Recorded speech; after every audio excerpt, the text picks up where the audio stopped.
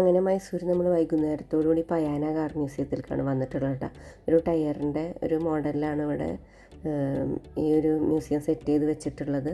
അപ്പം അവിടെ ഒരു 8 മണി വരെയൊക്കെ ടൈമുണ്ട്. അപ്പോൾ നമ്മളൊരു 5-5:30 ആകുമ്പോൾ നമ്മളിവിടെ എത്തിയത്. ഇനി നമ്മളതിൻ്റെ ഉള്ളിലേക്ക് പോവുകയാണ്. അപ്പോൾ ടിക്കറ്റ് ചാർജിൻ്റെ 50 രൂപയാണ്. ടിക്കറ്റ് ചാർജ് എടുത്തിട്ട് പിന്നെ നമ്മളുള്ളിലേക്ക് കടക്കുകയാണ്. അപ്പോൾ അവിടെ കാളവണ്ടി മുതൽ ഇപ്പോഴത്തെ ഏറ്റവും ലേറ്റസ്റ്റ് വരെയുള്ളത് ഉണ്ട്. പിന്നെ അതിൻ്റെ പ്രവർത്തനങ്ങൾ എൻജിൻ്റെതും അങ്ങനത്തതൊക്കെ ഇപ്പുറത്തെ സൈഡുകളിലുണ്ട്. പിന്നെ ഇതാ കണ്ട കാളവണ്ടി സ്റ്റാർട്ടിങ് തൊട്ടിട്ടുള്ള എല്ലാ സംഭവങ്ങളും ഇവിടെ ഉണ്ട്. കണ്ട എൻജിൻ, മോട്ടർ അങ്ങനത്തെ സംഭവങ്ങളും അതിൻ്റെ പ്രവർത്തന രീതികളും അതൊക്കെ ഡീറ്റെയിൽ ആയിട്ട് എഴുതി വെച്ചിട്ടുണ്ട്.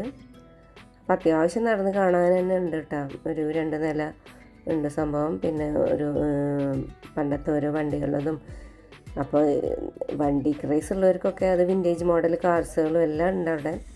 അപ്പോൾ നല്ലൊരു തന്നെയാണ് വണ്ടികളോടൊക്കെ ക്രേസ് ഉള്ളവർക്കും അതിനെക്കുറിച്ചൊക്കെ നല്ല അറിയാൻ ആഗ്രഹമുള്ളവർക്കൊക്കെ നല്ലൊരു നമുക്കായാലും നല്ല ആദ്യം തൊട്ടുള്ള എല്ലാ ഡീറ്റെയിൽ ആയിട്ടുള്ള കാര്യങ്ങളൊക്കെ നമുക്കിങ്ങനെ നോക്കി നടന്ന് കാണാൻ പറ്റി.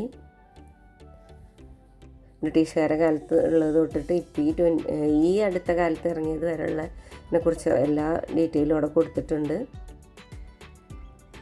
പിന്നെ ചില വണ്ടികളൊക്കെ കാണുമ്പോൾ നമ്മൾ പണ്ടത്തെ ഫിലിമിലൊക്കെ കാണാറുള്ള ആ ഒരു വണ്ടികളൊക്കെ അംബാസഡറൊക്കെ നമുക്കറിയാമല്ലോ. പിന്നെ അതിൻ്റെ മുന്നത്തെ ടൈപ്പും ഒക്കെ ഉണ്ട്. ഇപ്പം എല്ലാം ഡീറ്റെയിൽ ആയിട്ട് തന്നെ കൊടുത്തിട്ടുണ്ട്. എല്ലാത്തിൻ്റെ പേരും കാര്യങ്ങളൊക്കെ. ഇത് ഏറ്റവും നല്ല നീളം കൂടിയൊരു വണ്ടിയാണ്. നേരത്തെ കണ്ടത് ബ്ലൂ കളറ്. അങ്ങനെ പിന്നെ സ്കൂട്ടറായിട്ടും ബൈക്കായിട്ടും അങ്ങനത്തെ എല്ലാ സംഭവങ്ങളും പണ്ട് മുതൽ തൊട്ടിട്ടുള്ളതും എല്ലാ ഐറ്റംസുകളും ഇവിടെ ഉണ്ട്. നല്ലൊരു എൻ്റർടൈൻമെൻറ്റ് തന്നെയാണ്. അത്യാവശ്യം നേരം നടന്ന് കാണാനുള്ളത് തന്നെ ഉണ്ട് ഇവിടെ.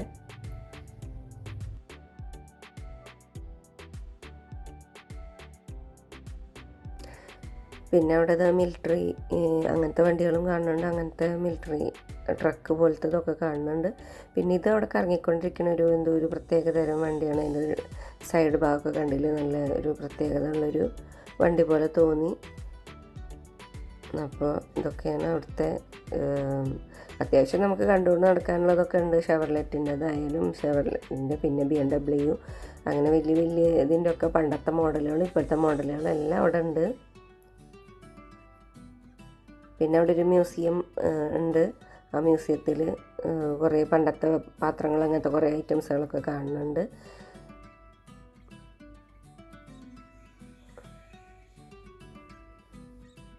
പിന്നെ ഫിലിമിന് ഷൂട്ട് ചെയ്യാൻ വേണ്ടിയിട്ട് ഉപയോഗിച്ചിരുന്ന പണ്ടത്തെ ക്യാമറകളും അതിൻ്റെ അത്രയും ഹെവി വെയിറ്റുള്ള സംഭവങ്ങളൊക്കെയാണ് കേട്ടോ പണ്ട് യൂസ് ചെയ്തിരുന്നത്. അതൊക്കെയാണ് ഈ കാണുന്നത്. അതൊക്കെ കണ്ടിട്ട് നമ്മൾ അവിടുന്ന് പുറത്തേക്ക് കടന്നു. അപ്പോഴത്തേന് അത്യാവശ്യം ടൈമായിട്ടുണ്ടായിരുന്നു. പിന്നെ നമ്മൾ പോയത് മൈസൂരിലെ മൈസൂർ പാക്ക്. നല്ല മൈസൂർ പാക്ക് കിട്ടണ ഏറ്റവും വലിയ വേൾഡ് ഓഫ് മൈസൂർ പാക്ക്. അത് കുറച്ച് അന്വേഷിച്ച് നടന്നിട്ടാണ് നമ്മൾ ആ സ്ഥലം എത്തിയത്. പക്ഷേ എത്തിയത് അത്യാവശ്യം നല്ലൊരു സ്ഥലം തന്നെയുണ്ട്. നമ്മൾ ഇത്രയും പ്രതീക്ഷിച്ചില്ല. നമുക്കവിടെ മൈസൂർ പാക്ക് എത്ര വേണമെങ്കിലും വെറൈറ്റീസ് ഓഫ് മൈസൂർ പാക്കുകളുണ്ട്. അതൊക്കെ നമുക്ക് എത്ര വേണമെങ്കിലും ടേസ്റ്റ് ചെയ്യാൻ അവർ തരും. വെറൈറ്റി എന്ന് പറഞ്ഞാൽ ഒരുപാട് വെറൈറ്റീസ് ഉണ്ട്. പിന്നെ അവരത് ഇത് നമുക്ക് കാണാൻ പറ്റും. കണ്ട അവിടെ ഉണ്ടാക്കിക്കൊണ്ടിരിക്കുകയാണ് മൈസൂർ പാക്ക്. അതിൻ്റെ പ്രിപ്പറേഷനൊക്കെ നമുക്ക് നേരിട്ട് കാണാൻ പറ്റും. പിന്നെ അവിടെ കുറച്ച് മിച്ചർ ഐറ്റംസുകൾ അങ്ങനത്തെ ചെറിയ സ്നാക്സ് ഐറ്റംസുകളൊക്കെ ഉണ്ട്. പിന്നെ സ്വീറ്റ്സ് തന്നെ വെറൈറ്റി സ്വീറ്റ്സുകൾ അതൊന്നും നമുക്ക് ടേസ്റ്റ് ചെയ്യാൻ കിട്ടില്ല. പിന്നെ ലസ്സി അങ്ങനത്തെ നല്ല അടിപൊളി ലസ്സിയൊക്കെ ഉണ്ടായിരുന്നു. അതൊന്നും നമുക്ക് ടേസ്റ്റ് ചെയ്യാൻ പറ്റില്ല. നമ്മൾ അങ്ങനെ കാശ് കൊടുക്കും. പക്ഷേ മൈസൂർ പാക്ക് നമുക്ക് ഏത് വെറൈറ്റീസ് വേണമെങ്കിലും നമുക്ക് ടേസ്റ്റ് ചെയ്യാനൊക്കെ തരും. കണ്ടത് കാണാൻ തന്നെ നല്ല ഭംഗിയാണല്ലോ. മൈസൂർ പാക്ക് കട്ട് ചെയ്തെടുക്കണതും അങ്ങനെ സെറ്റ് ചെയ്ത് വെക്കണതും ഒക്കെ നമുക്കവിടെ ലൈവായിട്ട് കാണാൻ പറ്റും. അപ്പോൾ നമ്മളൊന്ന് കുറച്ച് മൈസൂർ പാക്കൊക്കെ വാങ്ങി എന്നിട്ട് പിന്നെ നമ്മൾ അവിടുന്ന് നേരെ പോവുകയാണ് ചെയ്തത്.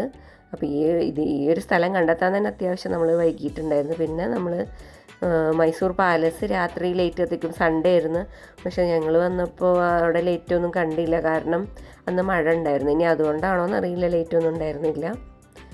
അപ്പോൾ അതിൻ്റെ അടുത്ത് എന്തോ ഒരു പാർക്കൊക്കെ ഉണ്ടായിരുന്നു. അവിടെ ലൈറ്റ് കത്തിച്ചിട്ടൊക്കെ ഉണ്ടായിരുന്നു. അതാണ് ആ കാണുന്നത്.